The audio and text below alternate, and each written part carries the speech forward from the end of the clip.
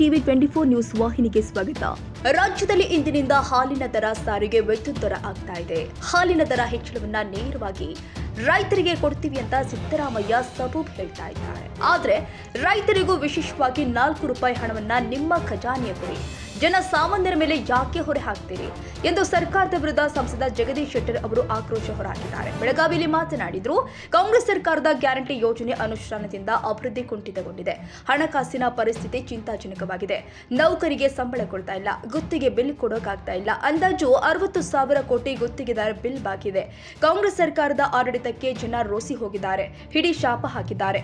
ಕಾಂಗ್ರೆಸ್ ಆಡಳಿತ ವೈಫಲ್ಯದ ವಿರುದ್ಧ ಹೋರಾಟಕ್ಕೆ ಮುಂದಾಗಿದ್ದೇವೆ. ಬಿಜೆಪಿ ಪಕ್ಷದ ನೇತೃತ್ವದಲ್ಲಿ ಅಹೋರಾತ್ರಿ ಹೋರಾಟಕ್ಕೆ ಮುಂದಾಗಿದೆ. ಸಿದ್ದರಾಮಯ್ಯ ಆಡಳಿತ ಹಿಡಿತ ಕಳೆದುಕೊಂಡಿದ್ದಾರೆ. ರಾಜ್ಯದಲ್ಲಿ ಕಾನೂನು ಸುವ್ಯವಸ್ಥೆ ಹದಗೆಟ್ಟು ಹೋಗಿದೆ, ಅಭಿವೃದ್ಧಿ ಕೆಲಸವಾಗ್ತಾ ಇದೆ ಎಂದು ಕಾಂಗ್ರೆಸ್ ಶಾಸಕರು ಹೇಳ್ತಾ ಇದ್ದಾರೆ ಎಂದರು. ಇಲ್ಲಿ ಏನಂದ್ರೆ ಈ ಹನಿ ಟ್ರ್ಯಾಪ್ ನನಗೆ ಮಾಡಿದ್ದಾರೆ ಅನ್ನುವಂಥ ವಿಚಾರವನ್ನು ಅವರೇ ಮೊದಲು ಡಿಸ್ಕ್ಲೋಸ್ ಮಾಡಿದ್ರು. ನಾನು ಕಂಪ್ಲೇಂಟ್ ಕೊಡ್ತೀನಿ ಅಂದರು. 5-6 ದಿವಸ ಕಂಪ್ಲೇಂಟ್ ಕೊಡಲಿಲ್ಲ. ನಂತರ ಕಂಪ್ಲೇಂಟ್ ಕೊಟ್ಟರು. ಯಾರ ಕಡೆ ಕೊಟ್ಟರು? ಪರಮೇಶ್ವರ್ ಕಡೆ, ಜಿ ಪರಮೇಶ್ವರ್, ಹೋಮ್ ಮಿನಿಸ್ಟ್ರಿಗೆ.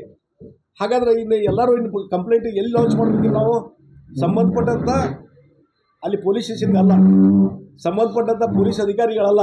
ಇನ್ಮೇಲೆ ಎಲ್ಲರೂ ನಾನು ಕಾಲ್ ಮಾಡ್ತೀನಿ, ಇನ್ಮೇಲೆ ಹೋಮ್ ಮಿನಿಸ್ಟ್ರೇ ಕಂಪ್ಲೇಂಟ್ ತೊಗೊತಾರೆ. ಹಾಗಾದರೆ ಒಬ್ಬ ಜವಾಬ್ದಾರಿಯಾದ ಮಂತ್ರಿ ಹೋಮ್ ಮಿನಿಸ್ಟ್ರಿಗೆ ಹೋಗಿ ಕಂಪ್ಲೇಂಟ್ ಕೊಡ್ತಾರೆ ಅನ್ನುವಂಥ ಪರಿಸ್ಥಿತಿ ನಿರ್ಮಾಣ ಆದರೆ ಇನ್ನು ಉಳಿದ ಜನಸಾಮಾನ್ಯರು ಸಹಿತ ಹೋಮ್ ಮಿನಿಸ್ಟ್ರಿಗೆ ಕಡೆನೇ ಹೋಗಬೇಕು ಅನ್ನೋಂಥ ಪರಿಸ್ಥಿತಿ ಇವತ್ತು ನಿರ್ಮಾಣ ಆಗಿದೆ. ಮತ್ತು ಏನದ ಈ ಹನಿ ಟ್ರ್ಯಾಪ್ ವಿಚಾರದಲ್ಲಿ ಇವತ್ತು ಕಾಂಗ್ರೆಸ್ ಪಕ್ಷದಲ್ಲೇ ಒಳಬೀಗೋದು ಸ್ಟಾರ್ಟ್ ಆಗಿದೆ. ಬಹುಶಃ ಇದನ್ನು ಮುಚ್ಚಿ ಹಾಕುವಂಥ ಒಂದು ವ್ಯವಸ್ಥಿತವಾದಂಥ ತಂತ್ರ ನಡೀತಾ ಇದೆ. ಯಾಕಂದ್ರೆ ನಾನು ಹೇಳಿದ್ದೆ ಮೊದಲಿಂದ, ಇದನ್ನು CBI ತನಿಖೆ ಕೊಟ್ಟರೆ ಮಾತ್ರ ಇದಕ್ಕೆ ಸರಿಯಾದಂಥ ಉತ್ತರ ಸಿಗಲಿಕ್ಕೆ ಸಾಧ್ಯತೆ. ಯಾರು ಇದರಲ್ಲಿ ಹಿನ್ನೆಲೆ ಇದ್ದಾರೆ, ಯಾರು ಪ್ರೊಡ್ಯೂಸರ್ ಇದ್ದಾರೆ, ಯಾರು ಡೈರೆಕ್ಟರ್ ಇದ್ದಾರೆ, ಇದನ್ನೆಲ್ಲ ಯಾರು ಮಾಡ್ತಾ ಇದ್ದಾರೆ ಅನ್ನುವಂಥದ್ದು ಹೊರಗೆ ಬರಬೇಕಾದ್ರೆ, ಯಾಕಂದರೆ ರಾಜಣ್ಣವ್ರು ಹೇಳಿದ ಪ್ರಕಾರ 48 ಜನರು ಹನಿ ಟ್ರ್ಯಾಪಿಗೆ ಒಳಗಾಗಿದ್ದಾರೆ. ಆ ಹಿನ್ನೆಲೆ ಇಟ್ಕೊಂಡು ನೋಡಿದರೆ ಇಷ್ಟು ದೊಡ್ಡ ಪ್ರಮಾಣದ ಒಂದು ಸ್ಕ್ಯಾಮು ಹನಿ ಟ್ರ್ಯಾಪ್ ಇದ್ದಾಗ ಅದನ್ನು CBI ಕೊಡುವಂಥದ್ದೇ ಒಳಿತು ಅನ್ನುವಂಥದ್ದು ಹೇಳ್ತೀನಿ. ಆವಾಗ ನಿಜವಾದಂಥದ್ದು ಯಾರಿದೆ ಅನ್ನುವಂಥದ್ದು ಹೊರಗೆ ಬರಲಿಕ್ಕೆ ಸಾಧ್ಯತೆ. ಮತ್ತು ಇದೇನು ಇನ್ ಫೈಟಿಂಗ್ ನಡೀತಾ ಇಲ್ಲ ಕಾಂಗ್ರೆಸ್ನಲ್ಲಿ, ಇನ್ ಫೈಟಿಂಗ್ದಿಂದ ಕಾಂಗ್ರೆಸ್ ಪಾರ್ಟಿ ಮತ್ತು ಕಾಂಗ್ರೆಸ್ ಸರ್ಕಾರ ಕುಸಿದು ಹೋಗ್ತದೆ. ಡೆಫಿನೆಟ್ಲಿ ಪ್ರಾಕ್ಸಿ ವಾರ್ ನಡೀತಾ ಇದೆ. CM ಅವರು ತಾವು ನೇರವಾಗಿ ಮಾತಾಡ್ತಾ ಇಲ್ಲ. ಅವರು 5 ವರ್ಷ ಅಧಿಕಾರದಲ್ಲಿ ಮುಂದುವರಿಬೇಕಂತ ಒಂದು ತಂತ್ರ. CM DK ಶಿವಕುಮಾರ್ ಅವರು ಅವ್ರನ್ನ ಇಳಿಸಿ ನಾನು ಮುಖ್ಯಮಂತ್ರಿ ಆಗಬೇಕಂತ ಹೇಳಿ ಅವ್ರದ್ದೊಂದು ಫೈಟಿಂಗ್. ಇದು ತಮ್ಮ ಶಾಸಕರು ತಮ್ಮ ಮಂತ್ರಿಗಳ ಮುಖಾಂತರ ಅವರ ಮುಖಾಂತರ ಹೇಳಿಕೆಗಳನ್ನು ಕೊಡುವ ಮುಖಾಂತರ ಒಂದು ಪ್ರಾಕ್ಸಿ ವಾರ್ ನಡೀತಾ ಇದೆ. ಇದರದ್ದು ರಿಸಲ್ಟ್ ಏನಂದರೆ ಇನ್ ಫೈಟಿಂಗ್ನಿಂದ ಗೌರ್ಮೆಂಟು ಕೊಲ್ಯಾಪ್ಸ್ ಆಗ್ತದೆ. Any time this government may go. ಆ ರೀತಿ ಪರಿಸ್ಥಿತಿ ನಿರ್ಮಾಣ ಆಗಿದೆ. ಈಗ ದಿಲ್ಲಿಗೆ ಸಿದ್ದರಾಮಯ್ಯವರು ಹೋಗ್ತಾ ಇದ್ದಾರೆ, DCM ಹೋಗ್ತಾ ಇದ್ದಾರೆ, ಮಂತ್ರಿಗಳು ಹೋಗ್ತಾ ಇದ್ದಾರೆ.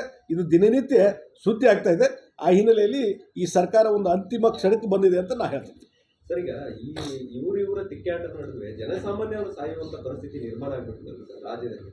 ಅದನ್ನು ನಾವು ಈ ಒಂದೇ ವರ್ಷದಲ್ಲಿ 9 ರೂಪಾಯಿ ಏರಿಕೆ ಮಾಡ್ತಾರೆ ಅಂತಂದ್ರೆ ಬರೀ ಹಾಲು ಸಲುವಾಗಿ ಇಷ್ಟ ಆಯ್ತಂದ್ರೆ ಉಳಿದಿದ್ದು ಯಾವ ಪರಿಸ್ಥಿತಿ? ಅದು ಭಾಳಷ್ಟು ವರ್ಸ್ಟ್ ಆಗ್ತಾ ಇದೆ. ಇವತ್ತು ಈ ಗ್ಯಾರಂಟಿ ಯೋಜನೆ ಮುಖಾಂತರ ಇವತ್ತು ಆರ್ಥಿಕ ಸ್ಥಿತಿ ಭಾಳ ಹದಗೆಟ್ಟು ಹೋಗಿದೆ. ಅದಕ್ಕಾಗಿ ಈ ದರ ಏರಿಕೆ ಅನ್ನುವಂಥದ್ದು ಇವತ್ತು ಜನಸಾಮಾನ್ಯರ ಮೇಲೆ ಹೊರೆ ಆಗ್ತಾ ಇದ್ದಾರೆ. ಅದರಿಂದ ಜನ ಬೇಸತ್ತು ಹೋಗಿದ್ದಾರೆ, ರೋಸತ್ತು ಹೋಗಿದ್ದಾರೆ. ಒಂದು ಕಡೆ ಆಡಳಿತದಲ್ಲಿ ಕಂಟ್ರೋಲ್ ಇಲ್ಲ. ಈಗ ನೋಡಿ, ಒಂದು ಎಕ್ಸಾಂಪಲ್ ನಿಮ್ಗೆ ಕೊಡ್ತೀನಿ, ಯಾವ ರೀತಿ ಆಡಳಿತದಲ್ಲಿ ಕಂಟ್ರೋಲ್ ಇಲ್ಲ. ಅಧಿಕಾರಿಗಳು ಯಾವ ಮಂತ್ರಿಗಳ ಮಾತು, ಶಾಸಕರ ಮಾತು ಕೇಳ್ತಾ ಇಲ್ಲ ಅನ್ನೋದಕ್ಕೆ ಒಂದು ಉದಾಹರಣೆ ಅಂತಂದರೆ RV ದೇಶಪಾಂಡೆ ಅವರು ಉದಾಹರಣೆ. ಮೊನ್ನೆ ಅವ್ರ ಕ್ಷೇತ್ರ senior most leader RV Deshpande, ಭಾಳಷ್ಟು ವರ್ಷ ಮಿನಿಸ್ಟ್ರಾಗಿ ಕೆಲಸ ಮಾಡಿದಂಥವ್ರು. ಇವತ್ತು ಅವರ ಕ್ಷೇತ್ರ ಮೊನ್ನೆ ಒಂದು ಕ್ಷೇತ್ರದ ಒಂದು ವಿಲೇಜ್ಗೆ ಹೋದಾಗ ಅಥವಾ ಒಂದು ಸಭೆ ತೆಗೆದುಕೊಂಡಾಗ ಅಲ್ಲಿ ತಹಶೀಲ್ದಾರ್ ಅವ್ರ ಮಾತು ಕೇಳಕ್ಕೆ ತಯಾರಿಲ್ಲ. ಒಬ್ಬ ಪಿ ಡಿ ಒ ಅವ್ರ ಮಾತು ಕೇಳಕ್ಕೆ ತಯಾರಿಲ್ಲ. ಒಂದು ಜಸ್ಟ್ ಒಬ್ಬ ಮಹಿಳೆ ಬಂದು ನಮ್ಮ ಮನೆ ಬಿದ್ದು ಹೋಗಿದೆ ನೆರೆ ಹಾವಳಿಗೆ, ಅದಕ್ಕೊಂದು ಪರಿಹಾರ ಧನ ಕೊಡ್ರಿ ಅಂತ ಹೇಳಿ ನಾನು ಅಡ್ಡಾಡ್ತಾ ಇದ್ದೇನೆ ತಹಶೀಲ್ದಾರ್ ಕಚೇರಿಗೆ, PDO ಕಡೆ, ನನಗೆ 1 ಪೈಸಾ ಸಿಕ್ಕಿಲ್ಲ ಅಂತ ಹೇಳಿ. ಅದಕ್ಕೆ ಉತ್ತರ ಸರಿಯಾಗಿ ಕೊಡದೇ ಇದ್ದಕ್ಕೆ ಅವ್ನು ಸಸ್ಪೆಂಡ್ ಮಾಡಿರಿ, ಇಲ್ಲಿಂದ ಟ್ರಾನ್ಸ್ಫರ್ ಮಾಡಿರಿ ಅಂತೇಳಿ ಲೀವ್ ಮೇಲೆ ಕಳಿಸುವಂಥ ಕೆಲಸ ಇವತ್ತು RV ದೇಶಪಾಂಡೆ, ಒಬ್ಬ ಸೀನಿಯರ್ ಮೋಸ್ಟ್ ಲೀಡರ್, ಜಸ್ಟ್ ಈಗ MLA ಇದ್ದಾರೆ, ಅವ್ರ ಮಾತು ಇವತ್ತು ನಡೆಯೋದಿಲ್ಲ ಅಂತಂದರೆ ಸರ್ಕಾರದ ಆಡಳಿತ ವ್ಯವಸ್ಥೆ ಎಷ್ಟು ಕುಸಿದು ಹೋಗಿದೆ ಇದರ ಮೇಲೆ ನೀವು ಅರ್ಥ ಮಾಡ್ತೀರಿ. ಹೀಗಾಗಿ ಜನಸಾಮಾನ್ಯರು ಬೇಸತ್ತು ಹೋಗಿದ್ದಾರೆ. ಕರಪ್ಷನ್ತು ರ್ಯಾಂಪಟ್ ಆಗಿದೆ. ಸಿಕ್ಕಾಪಟ್ಟೆ ಕರಪ್ಷನ್. ಇವತ್ತು ಪ್ರತಿಯೊಂದು ಇದಕ್ಕೂ ಯಾವುದೇ ಇದಕ್ಕೆ ನೀವು ಡಿಪಾರ್ಟ್ಮೆಂಟ್ಗೆ ಹೋಗ್ರಿ, ಹಣ ಇಲ್ಲದೇ ಯಾವುದೇ ಒಂದು ಸರ್ಟಿಫಿಕೇಟ್ ಸಿಗೋದಿಲ್ಲ. ಇವತ್ತು ಈಗ ಇನ್ನೊಂದು ಉದಾಹರಣೆ ಕೊಡ್ತೀನಿ ನಿಮಗೆ. ಈಗ ಹೊಸದಾಗಿ ಚಲೋ ಆಗಿದೆ ಇರೋದು ಸ್ವತ್ತು ಅಂತೇಳಿ, ಈ ಸ್ವತ್ತು ಅಂತೇಳಿ ಈ ಸ್ವತ್ತು ನಡೆಯೋದಿಲ್ಲ, ಇದ್ರಾಗ ಯಾರು ರೊಕ್ಕ ಕೊಡ್ತಾರಲ್ಲ ಅವ್ರಿಗೆ ತಕ್ಷಣ ಈ ಸ್ವತ್ತು ಸಿಗ್ತದೆ. ನೀವು ಯಾರಿಗೆ ಹಣ ಕೊಡೋದಿಲ್ಲಲ್ಲ ಅವ್ರಿಗೆ ಆ ಡಾಕ್ಯುಮೆಂಟ್ ತೊಗೊಂಬರ್ರಿ, ಈ ಡಾಕ್ಯುಮೆಂಟ್ ತೊಗೊಂಬರ್ರಿ ಅಂತೇಳಿ 6 ತಿಂಗಳು 1 ವರ್ಷ ಅಡ್ಯಾಡ್ಸ್ತಾರೆ. ಅಂಥ ಸಫರಾದಂಥವ್ರು ಇದ್ದಾರೆ. ಹಣ ಕೊಟ್ಟು ಒಂದು ದಿವಸದಲ್ಲಿ ಈ ಸ್ವತ್ತದ್ದು ಸರ್ಟಿಫಿಕೇಟ್ ತೊಗೊಂಬಂದಂಥವ್ರು ಇದ್ದಾರೆ. ನನ್ನ ಅನುಭವಕ್ಕೆ ಬಂದಿದೆ.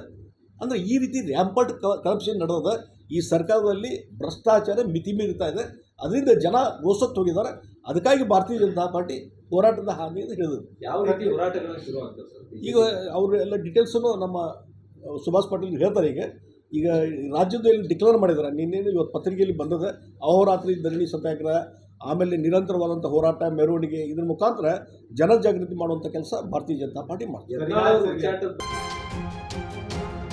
ಕನ್ನಡಿಗರ ಮೆಚ್ಚಿನ ನಿಮ್ಮ ಟಿವಿ 24 ಕನ್ನಡ ನ್ಯೂಸ್ ವಾಹಿನಿ ಇದೀಗ ಟಿವಿಯಲ್ಲಿ ಲಭ್ಯ.